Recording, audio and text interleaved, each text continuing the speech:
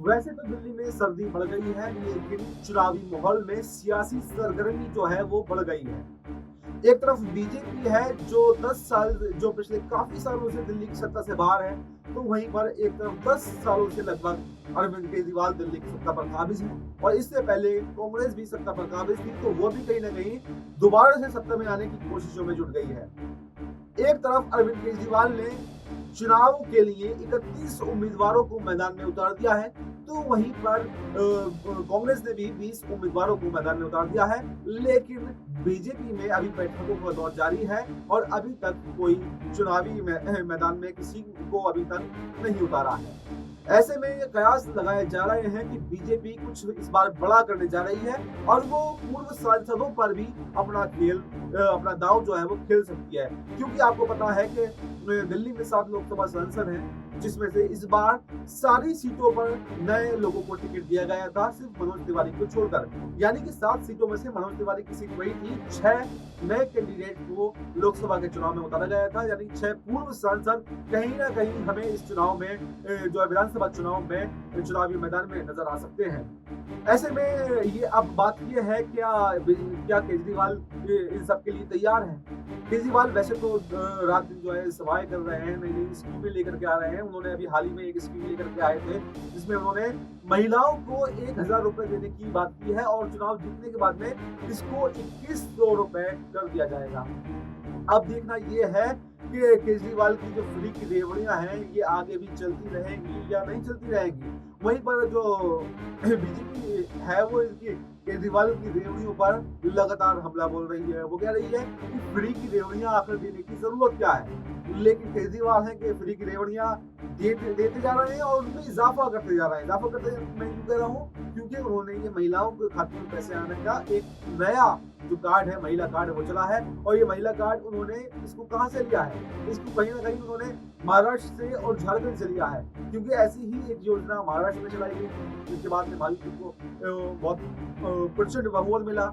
ऐसी ही एक योजना जो है झारखंड में हेमंत सोरेन ने चलाई थी, वहां पर भी उनको प्रचंड बहुमत मिला। तो कहीं ना कहीं ये देखा जाता है चुनावों में कि महिला का एक अच्छा वोट बैंक रहता है, कि महिलाओं का लगभग समान वोट बैंक है। लगभग अगर बात करें तो दिल्ली में मेरे अनुमान से 48% वोट बैंक जो है वो महिलाओं का वोट बैंक है। तो ऐसे में केजरीवाल कहीं ना कहीं महिलाओं के वोट बैंक को साधने की कोशिश कर रहे हैं और यही इसको आतिशी सिंह के सीएम बनाने से जोड़कर भी देखा जा रहा है। उन्होंने आतिशी सिंह को सीएम बनाने के पीछे भी कहीं ना कहीं केजरीवाल की ये रणनीति रही है कि महिलाओं को प्रमोट किया जाए, महिलाओं को आगे बढ़ाया जाए। तो यही वजह है कि केजरीवाल अपने सभी समीकरण जो है साधने में लगे हुए हैं और फिर से एक बार सत्ता में आने की कोशिश कर रहे हैं। हालांकि केजरीवाल के लिए इस बार का चुनाव जो है वो आसान नहीं है, क्योंकि पिछली बार उनका समीकरण कुछ और था। इस बार केजरीवाल और उनके डिप्टी सीएम मनीष सिसोदिया और उनके सरकार में कई सारे ऐसे नेता, कई मंत्री ऐसे हैं जिन पर भ्रष्टाचार के आरोप लगे।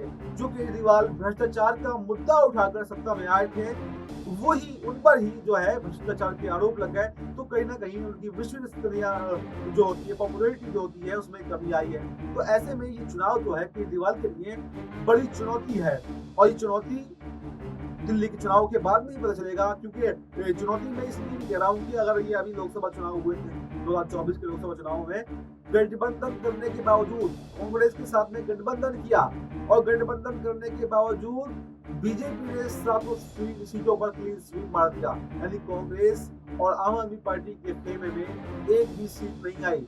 ये एक बड़ा झटका था और उसके बावजूद केजरीवाल ने दिल्ली में कांग्रेस के साथ में गठबंधन तोड़ दिया।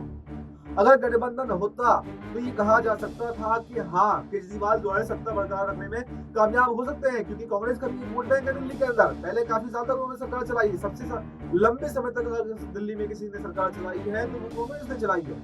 एक अच्छा वोट बैंक उनके पास है। हालांकि वो पिछले चुनावों में हमने देखा कि वो लगातार गिर रहा है, लेकिन इस बार ऐसा लगता है कि कहीं ना कहीं कांग्रेस भी बाउंस बैक मारने वाली है और अगर ना भी जीतते हैं, 2-4 सीटें जीतते हैं, तो उसका नुकसान केजरीवाल को हो सकता है, क्योंकि एक अच्छा खासा वोट बैंक जो है वो कांग्रेस को मिल सकता है। तो ऐसे में इस बार का चुनाव बहुत ज्यादा चुनौतीपूर्ण रहने वाला है। बीजेपी वही सत्ता हासिल करने में लगी हुई है, तो केजरीवाल के पास सत्ता बचाना एक बहुत बड़ी चुनौती है। तो फिलहाल देखना होगा कि आखिर चुनावों में क्या होता है। लोग फिर से केजरीवाल पर भरोसा जताते हैं या फिर इस बार बीजेपी को मौका देते हैं। इस खबर में फिलहाल बस इतना ही। देश और दुनिया की तमाम बड़ी खबरों के लिए आप बने रहिए हमारे साथ और देखते रहिए नेक्स्ट 9 पॉलिटिकल बाइट। धन्यवाद।